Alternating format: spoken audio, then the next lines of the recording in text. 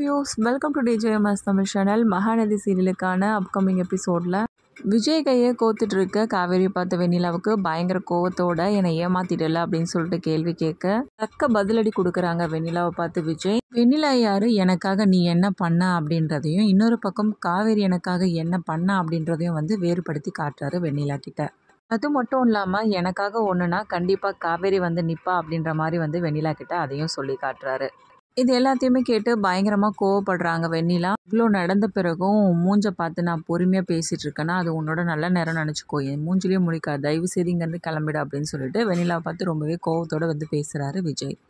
காவேரி போகலாம், நீ வேறு ரொம்ப நேரம் பசியோடு இருக்க அப்படின்னு சொல்லிட்டு காவேரி கூட்டிட்டு அழைச்சிட்டு போகிறாரு. இது எல்லாத்தையும் பார்த்துக்கிட்டு பயங்கர எரிச்சல் அடைகிறாங்க வெண்ணிலா. பயங்கரமாக அழவும் ஆரம்பிக்கிறாங்க. இப்போ அழுது என்னம்மா பிரயோஜனம், அந்த பொண்ணு கூப்பிட்டு போனதுனால தானம்மா இந்த அளவுக்கு நிற்குது அப்படின்னு சொல்லிட்டு வெண்ணிலாவோட மாமா வெண்ணிலாவை பார்த்து கேட்குறாங்க.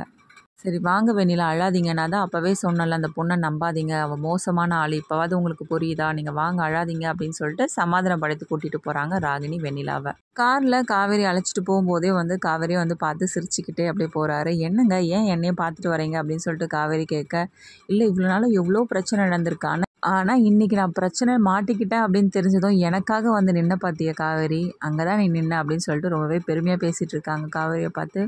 1000 தான் இருந்தாலும் நீங்கள் என்னோட விஜய், அதனால் என்னால் உங்களை விட்டு தர முடியுமா அப்படின்னு சொல்லிட்டு சிரிச்சுக்கிட்டே சொல்கிறாங்க. இதெல்லாம் கேட்கும்போது விஜய்க்கு ரொம்பவே சந்தோஷமாக இருக்குது. சரிங்க நான் ரொம்ப லேட்டாக போகிறேன், என்ன காரணத்தை சொல்லி சமாளிக்க போகிறேன்னு தெரில வீட்டில் உள்ளவங்க கிட்ட அப்படின்னு சொல்லிட்டு என்ன பண்ணுறாங்க. அதுக்கப்புறம் வீட்டுக்காக போகிறாங்க. காவேரியை பார்த்ததும் சாரதம்மா எப்போதும் போல் ஏண்டி இவ்வளோ லேட்டாக வர, இவ்வளோ நேரம் என்ன பண்ணிட்டு வர அப்படின்னு சொல்லிட்டு கேட்க, இல்லைம்மா அப்படின்னு சொல்லிட்டு எதையும் சொல்லி சமாளிக்க முயற்சி பண்ணுறாங்க. இல்லைம்மா அது கடையில் நிறைய கூட்டம் வந்ததும்மா, நிறைய சேல்ஸ் ஆச்சு அப்பளம், அதனால தான்மா கொஞ்சம் லேட் ஆகிடுச்சு அப்படின்னு சொல்லிட்டு சொல்கிறாங்க.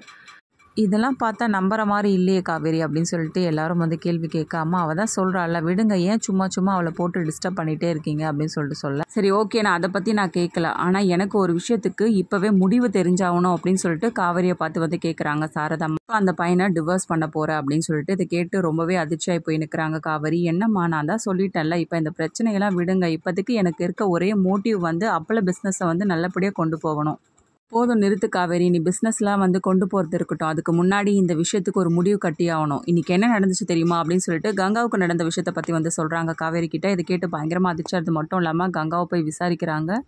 இந்த பிரச்சனையால் நீ மட்டுமே பாதிக்கப்படுறது கிடையாது காவேரி, குடும்பமே இந்த பிரச்சனையால் எவ்வளோ வருத்தத்தில் இருக்க தெரியுமா, இதுவரைக்கும் அவள் கர்ப்பமாக வேற இருக்கா, இந்த சமயத்தில் இந்த மாதிரி பிரச்சனையை அவள் காது கொண்டு போகும்போது குழந்தை நல்லபடியாக வளருமா அப்படி இப்படின்னு சொல்லிட்டு கேட்க ஆரம்பிக்கிறாங்க.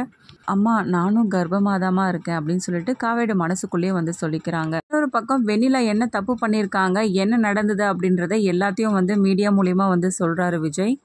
ஸோ இதன் மூலியமா குடும்பத்தில் உள்ளவங்களுக்கு எல்லாமே தெரிய வருது, காவேரி தான் போய் நின்று இருக்காங்க விஜயை காப்பாற்றுறதுக்காக. இவ்வளோ விஷயம் நடந்திருக்கா அப்படின்னு சொல்லிட்டு ஒரு பக்கம் என்ன பண்ணுறாங்க, குமரன் கேட்குறாங்க காவேரியை பார்த்து, விஜய் மேலே எந்த தப்புமே இல்லை அப்படின்னு சொல்லிட்டு நிரூபிச்சிருக்கே காவேரி, அதோட ரொம்ப சந்தோஷமா அப்படின்னு சொல்லிட்டு குமரன் பாராட்ட ஆரம்பிக்கிறாரு.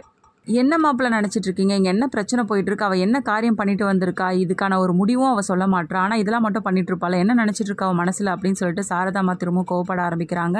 இன்னொரு பக்கம் பசுபதி ராகினி இவங்களோட உண்மையான முகம் தெரிய வருது வெண்ணிலாவுக்கு. அதனால பசுபதி ராகினி இவங்க 2 பேரையும் பார்த்து கேள்வி கேட்க ஆரம்பிக்கிறாங்க. உங்களோட சுயநலத்துக்காக என்ன இதை மாதிரி அசிங்கப்படுத்திட்டீங்களே அப்படின்னு சொல்லிட்டு காவேரி பசுபதி பார்த்து கேள்வி கேட்க, என்னம்மா நீ மட்டும் ரொம்ப நல்லவ மாதிரி பேசிட்டு இருக்க போல, விஜயை கல்யாணம் பண்ணிக்கணும் அப்படின்ற காரணத்துக்காக என்னெல்லாம் பண்ண நீனு அப்படின்ற மாதிரி கேள்வி கேட்க ஆரம்பிக்கிறாரு பசுபதியும் வெண்ணிலாவை பார்த்து. இப்படி பசுபதி கிட்ட மாட்டிக்கிட்ட வெண்ணிலாவை விஜய் காப்பாத்துறாரா இல்லையா, இது எல்லாமே தெரிஞ்சுக்கலாம். அதுக்கு மறக்காம நம்மளோட சேனலை சப்ஸ்கிரைப் பண்ணிக்கோங்க, கூடவே இருக்க அந்த பெல் ஐக்கனும் கிளிக் பண்ணிடுங்க, அப்பதான் நான் போட்ட அடுத்தடுத்த வீடியோஸ் உங்களுக்கு நோட்டிஃபிகேஷன்ல வரும். ஓகே வியூஸ், தேங்க்ஸ் ஃபார் வாட்சிங் திஸ் வீடியோ.